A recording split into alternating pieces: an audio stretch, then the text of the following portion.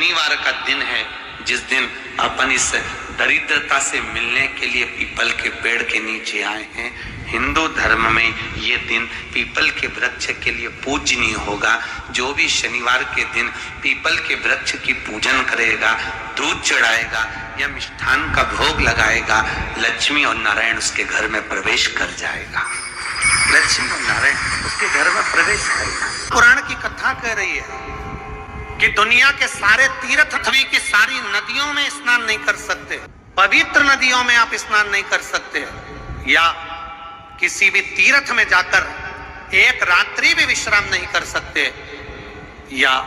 हमने जिंदगी में कोई दान करा ना करा, कोई पुण्य करा ना करा, कोई सत्कर्म करा ना करा, कोई शास्त्र पढ़ा ना पढ़ा, कोई शास्त्र सुना ना सुना, उसके बाद भी शिव महापुराण की कथा कहती है कि एक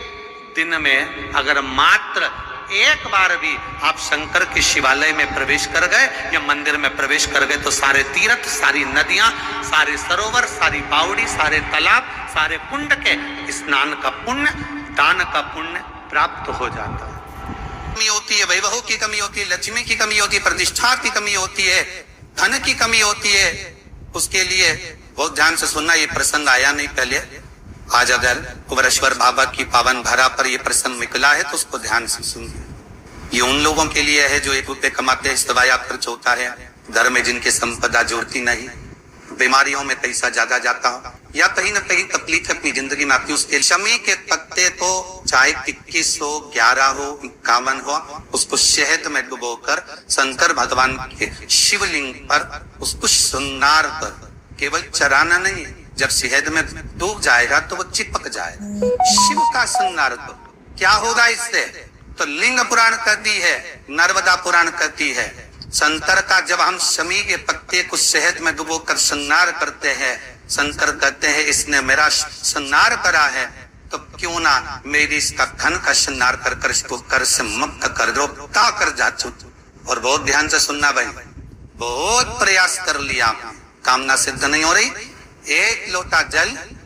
एक जल का पात्र लीजिए, उस जल के पात्र को लेकर उसमें थोड़ा सा लाल चंदन डालकर बेलपत्री के वृक्ष के नीचे और देवाली देव महादेव को चराना प्रारंभ कर दीजिए। उसके बाद में 1 लोटा जल स्वच्छ फिर शिव जी पूछ रहा हूं, श्री शिवाय नमस्तुभ्यं बोलकर आपकी कामना कहकर भगवान शिव पर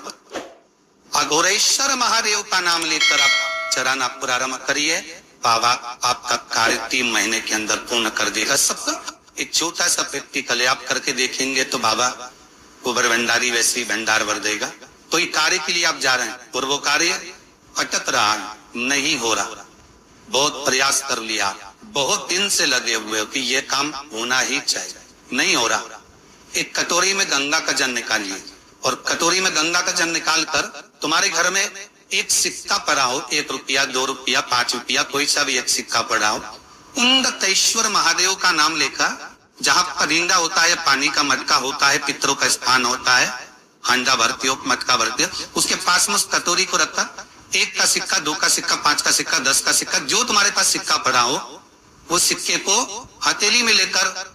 उंडतेश्वर महादेव का नाम लेकर उस कटोरी में डाल दीजिए और उस जल को नैनों से लगाकर आप काम के लिए निकल जाइए, वो काम आपका सफल होगा। तब आपको लगे कि आपके घर में शांति बिल्कुल नहीं, क्लेश बहुत ज्यादा तकलीफ, हमारे घर में कुछ न कुछ जरा सी बात पर विवाद होता ही है। तो प्रयास करिएगा कि आप काली तिल थोड़ी सी, 1 काली मिर्च और 7 लोग, क्या क्या 3 चीजें हैं, काली तिल, काली मिर्ची, 7 नौ, केवल ये हथेली में रखकर अपना नाम और गोत्र बोलकर अपने दरवाजे से बाहर निकलकर किसी भी शंकर के मंदिर को समर्पित करिए। शिव पे नहीं चढ़ाने दे तो शंकर की चौखट पर रख। महाराज घर में कभी क्लेश नहीं हो, बिल्कुल शांति, सहज प्रेम आपस में करे।